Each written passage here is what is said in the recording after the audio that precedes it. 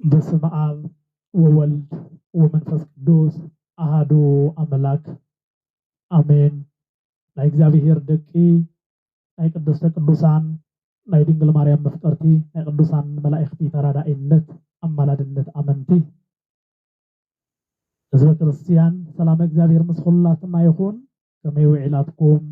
ከመይ ሓዲራትኩም ከመይ ቀኒኻትኩም አሜን። እግዚአብሔር አምላክና ሽሙ ዝኸበረን ዝተመስገነን ይኾነልና። ከም እግዚአብሔር አምላክና ሰናይ ፈቃድ ናይ ዓብይ ጾም ረብዓይ ሰሙን መጻጉዕ ተባሂሉ ዝፅዋዕ ሰሙን እዩ እሞ እዚ መጻጉዕ ዝተባሃለሉ ሰሙን እንታይ ከም ዝኾነ ኣብ መጽሓፍ ቅዱስ አርእስቲ ዝኾነና ቃል ወሲድና ዝተወሰነ ናይ እግዚአብሔር ቃል ክንነጋገር ኢና። እግዚአብሔር አምላክ ምስ ኩላትና ይኹን። ናይ እግዚአብሔር አምላክና ምሕረት ናይ ቅድስተ ቅዱሳን ናይ ድንግል ማርያም አማላድነት ኣይፈለየና። ቃሉ ንኩላትና ይግለጸልና። ናይ ትምህርትና አርእስቲ ጌርና እንወስዶ ናብቲ ቃላይ ዘውርደኒ ሰብ የብለይን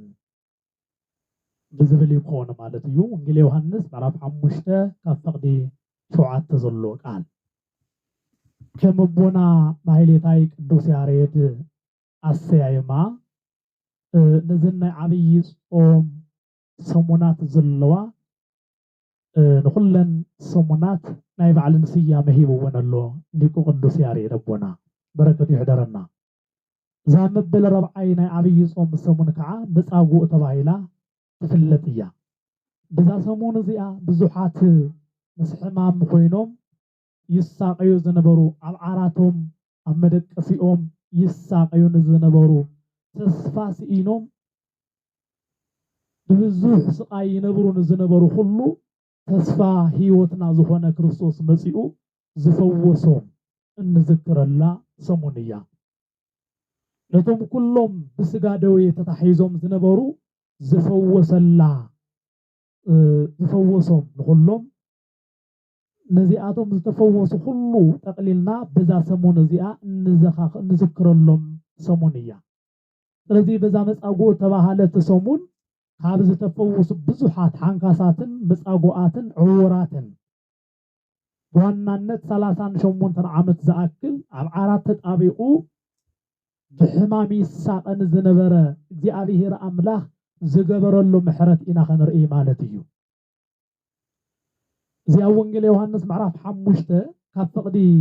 1 ጀሚሩ ዘሎ ቃል ክንርኢ ከለና 38 ዓመት ዝኣክል ብሕማም ይሳቀ ዝነበረ ሓደ ሰብ ከም ዝነበረ ይነግረና ኣሎ። ኢየሱስ ክርስቶስ በዓል አይሁድ ኮይኑ ከሎ ናብ ኢየሩሳሌም ደየበ ይብል። ኣብ ኢየሩሳሌም ኣብ ጥቃ ደገ ኣባጊዕ ከዓ ብዕብራይስጥ ቤተሳይዳ ዝበሃል 5 መመላለሲ ገበላ ዘለዋ ቃላይ ነበረ። ኣብኡ ናይ ማይ ምንዋ ዝጽበዩ ብዙሓት ሕሙማትን ዕውራትን ሓንካሳትን መጻጉዓትን ይድቅሱ ነበሩ ይብል። ኣብታ ቤተሳይዳ እተባሃለት ዝትርጉማ ቤተሳይል ቤተ ምሕረት ዝተባሃለት አባ ኮይኖም ብዙሓት ሕሙማት ሓንካሳት ዕውራት መጻጉዓት ካብ ምድሪ ተስፋ ስኢኖም ካብ እግዚአብሔር ካብ ሰማይ ተስፋ ዝሕሉ ኣብታ ቦታ እንታይ ይገብሩ ነይሮም ይዝብልና ይድቅሱ ነበሩ ይብልና። ኣብ ምድሪ መድሓኒት ስኢኖም ሰብ ክፍውሶም ስለዘይከኣለ ናይ እግዚአብሔር ምሕረት ናይ እግዚአብሔር መልአክ ነታ ቀላይ ከናውፅ ከሎ ዝወሃቦም ምሕረት ንምትሕልላው ኣብታ ቦታ ኮይኖም ይጽበዩ ከም ዝነበሩ ይነግረና ኣሎ። ኢታ ቤተሳይል ዝተባሃለት ናብኣ ጸጸኒሑ መልአክ ብእግዚአብሔር ክለኣኽ ከሎ ናብቲ ቀላይ ወሪዱ ነቲ ማይ ይናውፅ ነበረ። እቲ ቀዲሙ ወሪዱ ኣብቲ ዝተናወፀ ማይ ዝኣተወ ኣብ ሁሉ ዘለዎ ሕማም ይሓዊ ነበረ። ካብ ዝሓምም 38 ዓመት ዝገበረ ሓደ ሰብ ኣብኡ ነበረ። እዚ ሰብኣይ እዚ ከም ሰብ እዩ። ነገር ግን ገና ካብ ቁልዕነቱ ኣትሒዙ ዝሓመመ ስለ ዝነበረ ብሕማሙ ተጸዊዑ መጻጉዕ ተባሂሉ ዝተሰየመ እዩ ነይሩ። ስለዚ نسون كم سبو كم توم حمومات كله أبطابي تسايدات تبع السفرة خوينو نايد حنة علت زت حلالو ينيرو جنات زين ثلاثة شمونتن عمت كابك زابيهر حوية دحنة دليو أبطابي تسايدات تبع يصبزن برسبيو كابون العلقن أبونا أدم نحمش تشحن حمش تميتن الزمن زتوهابو نايد حنة علت يحلو زنبرة نوح زمن زغطرة أبونا آدم اللو بزحات نفساتو والنفسيول وريدهم تانا يدحنة علت زتحلالو سبات بزحاتيو كريستوس جين نعلم كله نايدحنة قالك سبخ زمسأة نتوم أبسلامات زنبرو كله برهان كسب خلوم زمسأة إنه أب داويت مدحاني توليد اللهم الله زتبهال يمو نابتا بيت ساحل تبهيلا زتسوعت نابعا مسأة يبل እግዚአብሔር አምላክ ናብ ህይወትና ይምጻለና እግዚአብሔር አምላክ ሎሙውን በተስፋ ናብንሕሉ ሰባት እግዚአብሔር ይመጽዩ አው ሁሉን ለዓሊ እግዚአብሔር በተስፋ ንዝሕልዎ ሰባት ተስፋ ይህቦም እዩ ወእግዚአብሔር ዋላ ዝደንጎየን ተመሰለና ነዓና እዩምበር እግዚአብሔር ግን ዋላ እንተ ደንጎየ ዝቅድሞ የለን ነዚ እዩ እንባቆም አፍታ መጸበይት የሆነ ክሕልዎ እየ ኢሉ ዝናገረሉ ዘሎ ምኽንያት እንታይ እዩ እንባቆም ንእግዚአብሔር በተስፋ ምሕላው ምን ይምሂርዎ እግዚአብሔር አምላክ ምሂርዎ በመጀመርታ አብዛ ምድር ዚኣ ዝግበር ዘሎ ነገር ሁሉ ዘኪሩ ጥርዓን ይቅርብ ነይሩ እንባቆም ምዕራፍ 1 ንስኻ ከይሰማዕኻ ናስ ክዛዕ መዓዚ ክእውእየ ኣነ ዓመፅ ኢለናባኻ ኣእወኹ ንስኻ እውን ኣያድሓንካን እንዳበለ ኣብ ምዕራፍ 1 ንእግዚአብሔር ኣምላኽ በተስፋ ምቁራጽ ኮይኑ ክዛረብ ከሎ ንርኢ ኣለና ነገር ግን ኣብ ምዕራፍ 2 እግዚአብሔር መልሲ ንስሃቦ ንእግዚአብሔር በተስፋ ክጽበ ይዛረበሎ አብታ መጸበይት ይኮይነ ክጽበ እየ በእርግጥ ክመጽ እዩ አይክዱንጉን ድማ እዩ እንተ ደንጎይ እንኳ ተጸበዮ እንዳበለ እግዚአብሔር መልሲ ከምዝሃቦ ይነግረናሉ አዳም በተስፋ ስለዝሐለወ እግዚአብሔር በታዝ ተናገራ ቃል حمشت علتن فرقي كم زبلا اتولد ولدتك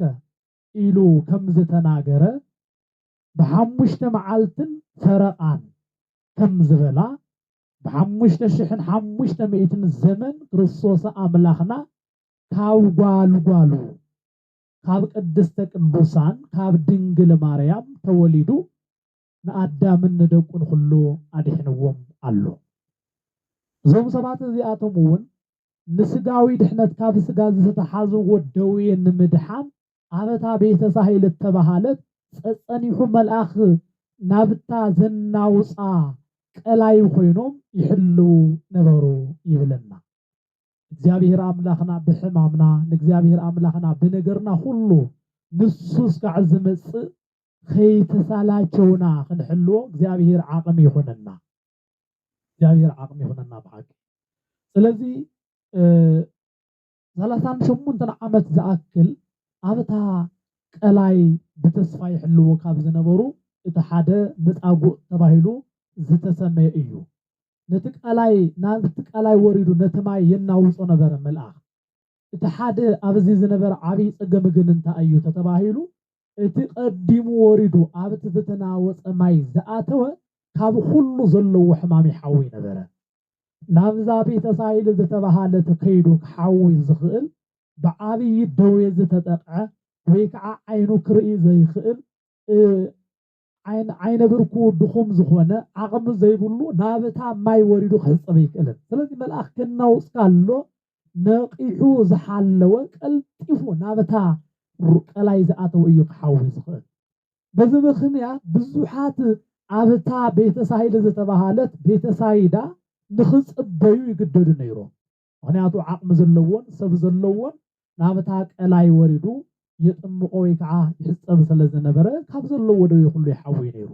ተዓቢ ፀገም ዝነበረ እንታይ እሞ እዩ ሰብ ዘይብሉ ሓጋዝን ደጋፍን ዘይብሉ ሰብ ግን አብታ ቤተሳይዳ ዝተባሃለ ስፍራ ምጽባይ ጥራ እዩ ዘለዎ መማረጽ ካብዚኣቶም እቲ ሓደ ግን ካብዚ ሓምም 38 ዓመት ዝገበረ ሓደ ሰባብኡ ነበረ ኢየሱስ ድማ ንዕኡ ኣብ ዓራቱ ደቂሱ መስራኣዮ ነዊሕ እዋን ምሕማሙ ፈሊጡ ክትሓዊዶ ትደሊ ኢኻ ብሎ ኢየሱስ ክርስቶስ አምላኽና ብስጋ ተገሊጹ እንዳተመላለሰ ኣብ ዝነበረሉ እዋን ግን ን38 ዓመት ዝኣክል ንነዊሕ እዋን ሓሚሙ ከም ዝነበረ ፈሊጡ ክትሓዊዶ ትደሊ ኢኻ ብሎ ወእግዚአብሔር አምላኽ ንአዳም ሕሙሙ ኮይኑ ስለዝረአዮ በዓል ቅዱስ ልዑል ቃል ኢሳይያስ እውን ክዛረቡ ከለው ኣብዚ ዓለም እዚኣ ኣወና ከድሕነና ዝኽእል ግን የለን ጽድቅና ሁሉ ከም መርገም ጨርቅ ሆነ እንዳበሉ ዝተናገሩሉ ቃል ከድሕን ዝኽእል ዋላ ሓደ እንኳ ኣይተረኽበን ነይሩ ስለዚህ ነቲ 38 ዓመት ዝኣክል ዝሓመመ ሰብ ከድሕኖ ዝኽእል ሰብ ኣይተረኽበን ናብታ ሮባ ክወስዶ ዝኽእል ሰብ እውን ኣይተረኽበን ናብታ ቀላይ በዚ ምኽንያት ከዓ ኢየሱስ ክርስቶስ ንአዳም ኣቦና ከድሕኖ ዝኽእል ወላ ሓደ ፍጥረት ስለዘይለ እግዚአብሔር አምላኽና ግን ብስጋ ተገልጸ ነቲ መጻጉ ከድሕኖ ወይ ከዓ ክሕግ ሓጊዙ እንኳ ናብታ ቀላይ ክወስዶ ዝኽእል ሰብ ኣይተረኽበን ኢየሱስ አምላኽና ግን ናብዚ ሕሙም ንነዊሕ እዋን ምሕማሙ ፈሊጡ ናብኡ መጽአ ክርስቶስ አምላኽና ነዚ ሰብኣይ እዚ ንዘመናት ንኽሓዊ ኣብ ቤተሳይዳ ይጽበን ዝነበረ ክትሓዊዶ ትደሊ ኢኻ ዝበለሉ ምኽንያት እንታይ እዩ እግዚአብሔር አምላኽና ናይ ኩላትና ባህሪ ስለዝፈልጥ ማእመረ ህወሓት ስለዝኾነ ብኽሲ ብኻልእ ጥፋት መንገዲ ከይመጽእ ምእንታን እዩ ኣብኡ ብዝነበረሉ ናይ ጥፋት መንገዲ ይገብርዎ ብዝነበሩ ናይ ተንኮልን ዓመፅን ስራሕ ንክርስቶስ አምላኽና ንዓለም ከድሕን ዝመጽኣሉ ስራሕ ከተዓናቅፉ ይጽዕሩን ዝነበሩ ንዓኣቶም ኩሉ መልሲ ንኸስእን ምእንታን ዝተናገሩ ቃል እዩ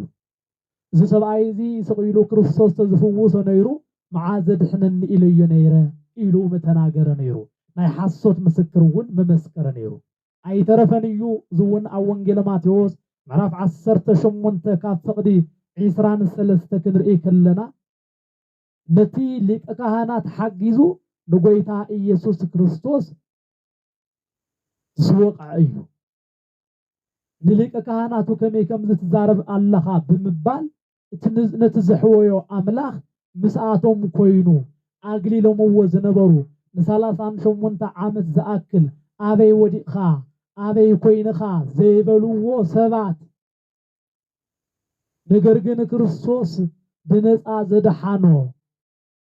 ን38 ዓመት ዝኣክል ምስ ዓራቱ ተጣቢቑ ከም ዝነበረ ፈሊጡ መጺኡ ዘድሓኖ ከምኡውን ኣፍቂዱ ክትሓዊዶ ትደሊ ኢኻ ኢሉ ዘፈወሶ ናብኡ ኢዱ ከም ዘርግሐ ዝተፈልጥ እዩ ነዚ እዩ ጎይታና መድሓኒና ኢየሱስ ክርስቶስ እውን ነቶም ኸሰስቱ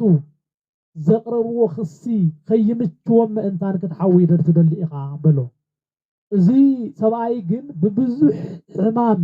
ዝተሳቀየ ሰብ እዩ መቸም ሕሙም ዝዛረቦ ነገር ኣይፈልጥን እዩ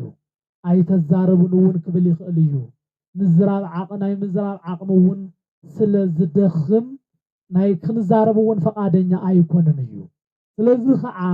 እዚ ሰብኣይ እዚ እወ ምባል እንዳተገብኦ ነገር ግን ናይ ሕሙም ባህሪ ስለዝኾነ ከምዚ ክብል ተናጊሩ ሓደ ደስ ዝብል ቃል ግን ጎይታይ ክብል ፀውዕዎ ኣሎ ሰባት ንእግዚአብሔር አምላኽና ብስጋ ስለዝተገልጸ ጎይታ ንኽብሉ ኣብይዎም ዝነበሩ ንሱ ግን ጎይታይ እቲ ማይ ምስተናወፀ ናብቲ ቀላይ ዘውረደኒ ሰብ የብለይን ኣነ ክሳዕ ዝኸይድ ድማ ካልእ ቀዲሙ ይወርድ ኢሉ መለሰሉ ብዙሕ ግዜ እግዚአብሔር አምላኽ زقمت لنا من قد يقدم كم التقام كذا أنت دلي دلها خبلنا كله هو خندم مبال نجرجن زخدو خيادو زجرم بيونيو سبب اللين يجزبل هذا عالم زي أكن خون كلنا خابك زي أبيرنا لعلينا عنا من سبلنا نتوم سب إلا نصوعهم سباتكو زي أبير ذهبنا أيو سب نايلو مس أجمون تأيو تتباهيلو كم زي تقبرنا من تأيو تتباهيلو سبب اللين بمهرب اللين زمرحني اللين إنا نبل سبب اللين قبل قلت تناغيرو هذا سبن لعلي زخونه ناي سبات فتاري زخونه نسبات كله نخدحن محرته بزح زخونه أملاخ كريستوس جن عبك أدمي أونيرو سبب اللين إلوه نسوجن سبكم زي بلو فليتو سبك خونه يزمت نهدام كدحنو مأنتان سبو خوينو مسيو أملاخنا كريستوس أدام سب غيرو غزي أبيهر ولا أنت فترو أدام جن سب مخان أبي ونيرو بزم خنيات كريستوس أملاخنا داغماوي أدام تباهيلو تصوعيو سب مخان سلزي أبيو سلزي كأله غزي أبيهر أملاخ جن فصوم سب خونه خنبلك لنا أدام سب مخان أبي وكاب سبنا وريدو سلزي نبره حق እግዚአብሔር ስለዚህ ተሐሰ ክርስቶስ አምላክና ግን ሕግ ፈጽሙ ሰብ ኮይኑ አርአየና ካብዝ ተላዒሉ ከዓኒ ሕግጋት ሁሉም ይሄሩና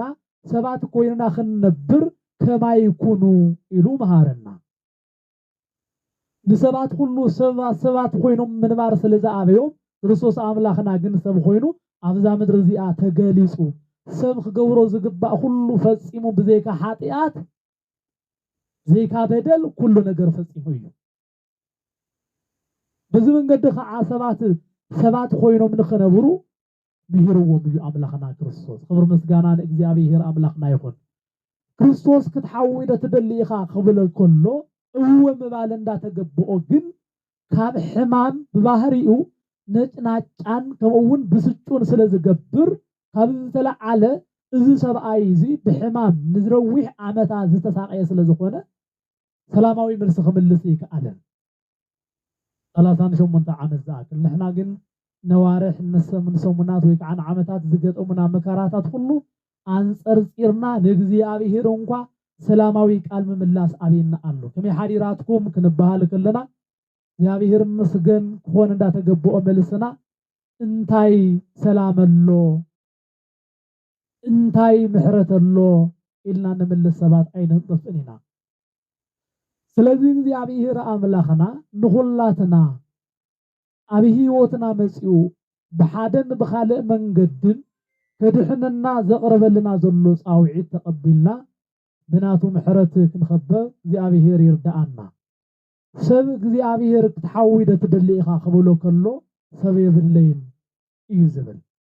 እዚ ክብለሉ ዝኽኣለ መንገዲ ከዓ እንታይ እዩ ሰብ ናይ እግዚአብሔር ምድሓን ኣይርድኦን እዩ እግዚአብሔር መዓዝ መጽኡ በኸመይ መንገድ ከምዝፍውሰና ብዙሕ ሰብ ኣይፈልጥን እግዚአብሔር ግን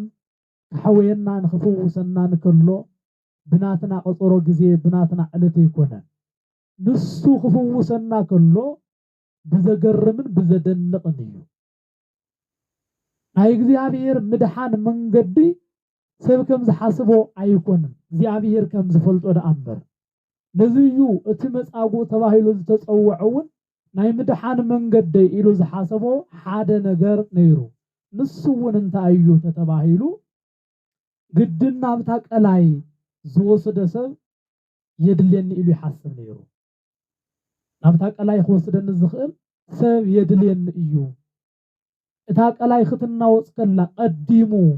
ናብታ ቀላይ ዝወስደኒ ሰብ ተዘይረኺበ ክድሕነ ይክእልን እዩ ኢሉ ይሓስብ ነይሩ ግን እግዚአብሔር መደበኛ ዝኾነ መድሓኒት እዩ እሞ መድሓኒት ኮይኑ መጾ እታ ቀላይ መድሓኒት እትኾነሉ ብእግዚአብሔር መልእኽተኛታት ክትጎብነይ ከላ እዩ ነገር ግን ዝመጽኦ መን እዩ ናብቲ መጻጉዕ ባዕሉ ሰዋና መድኃኒት እዩ ነይሩ እና ንሓስቦም ዘለና ናይ ድሕነት መንገድታት ብናይ በዓልተና ቀመራት ክኾኑ ይኽእሉ በቲ ዝረኣናዮ ቀመር ክኾን ይኽእል እግዚአብሔር ግን ብዝደለዮ መንገዲ ምፍዋስ ይኽእል እዩ ስለዚህ ዞም ሁሉ ሰልፊ ሒዞም ዘለው ንምድሓን ስለ ዝኾነ ናይ ጎይታ መልአኽ ወሪዱ ነቲ ማይ እስካዕ ዝባርኾ ነቲ ቀላይ ስለ ዝባርኾ ኩሎም ይሕልው ነይሮም ስለዚህ ሰብኣይ ዝውን ናብቲ ዝተባረኸ ማይ ቀዲሙ ወሲዱ ዘጥምቐኒ ሰብ ተዘይረኺበ ኣይክድሕንን እየ ብዝብል ተስፋ ምቁራፅ መንፈስ ዝነበረ እዩ ስለዚህ ክትድሕን ትደሊ ዲኻ ክብሎ ከሎ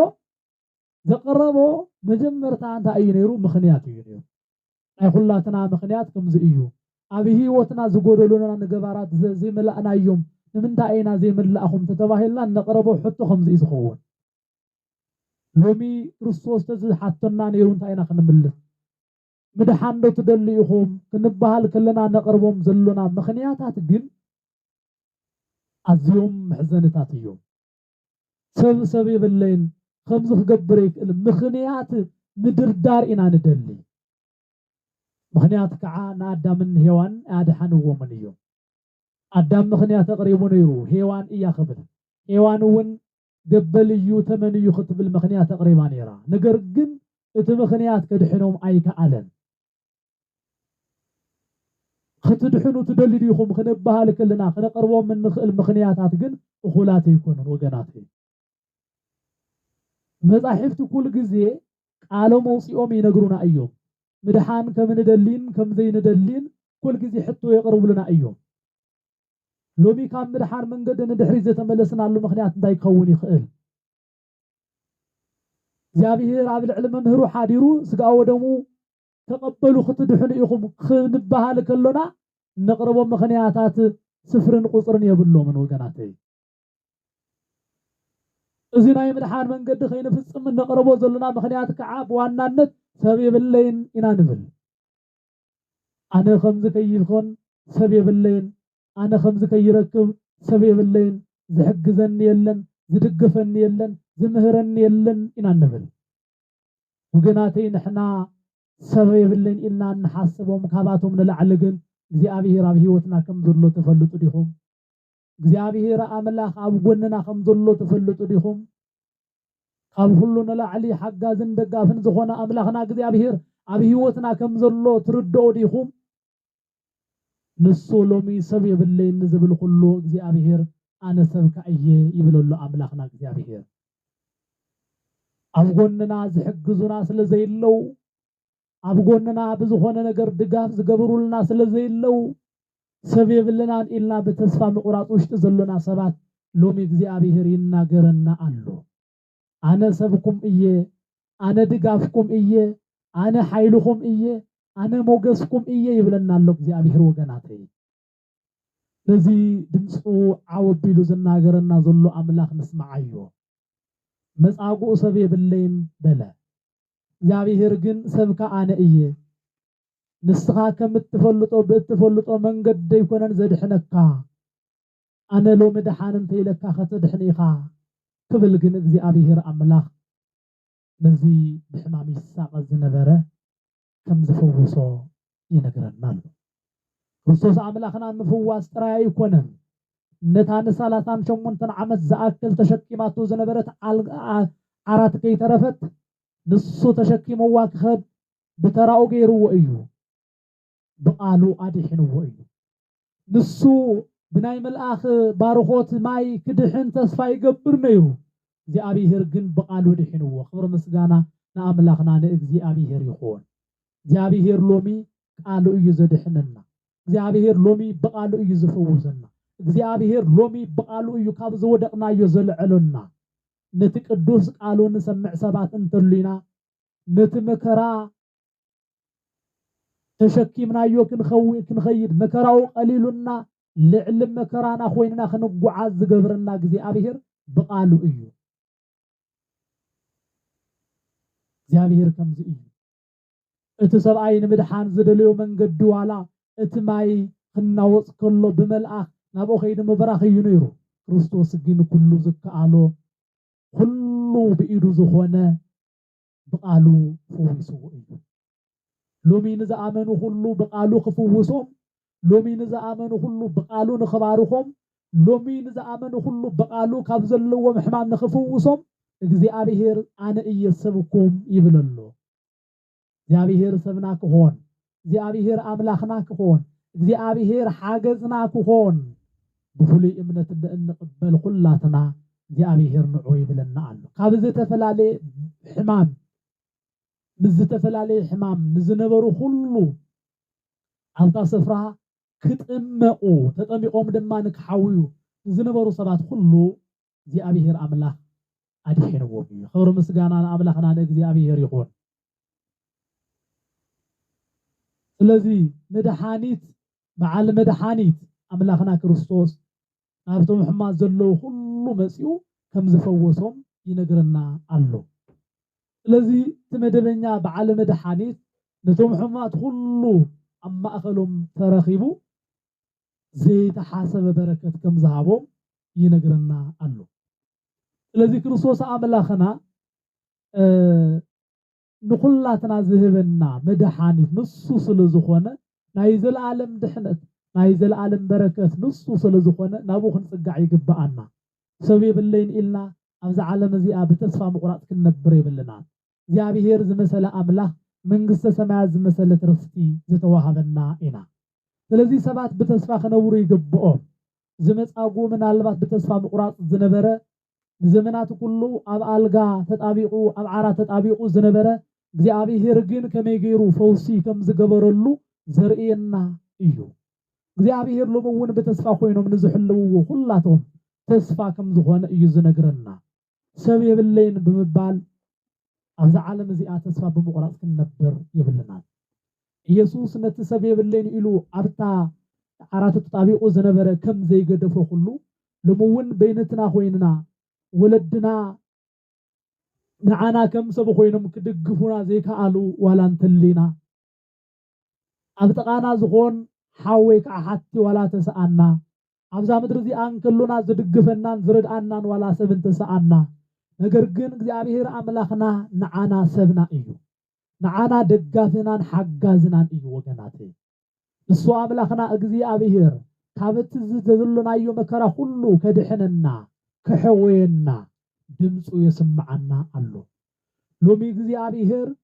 ደው ምባል ንዝኣበየና ዓቕሚ ንዝኣሰኣና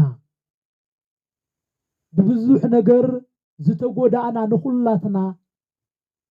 ክትሓውይዶ ትደልዩ ኢኹም እንዳበለ ጻውዒት የቅርበልና አሎ ቃሉ ጸጋን ስለዝኾነ ቃሉ ነቶም ዝተሰብሩ ሁሉ ኃይል ስለዝኾነ ቃሉ ነቶም ዝደኸሙ ሁሉ ጽንዓት ስለዝኾነ ክትሓውይዶ ትደልዩ ኢኹም ይብለና አሎ ሰብ የብልናን ኢልና እንናገር ሁሉ አነ ምሳኻትኩም እየ አነ ናይ እስራኤል አምላኽ አነ ናይ ክርስቲያናት አምላኽ እየሞ ክድግፈኩም እየ ብቃለይ ከዓ ንዘመናት ሓሚምኩም ወካብ ዝነበርኩም ሕማም ሁሉ ከፈውሰኩም እየ ይብለና አሎ ወገናት ኢየሱስ አምላኽና ኢየሱስ ክርስቶስ ፈጣሪና ነቲ መከራና ሁሉ አወጊዱ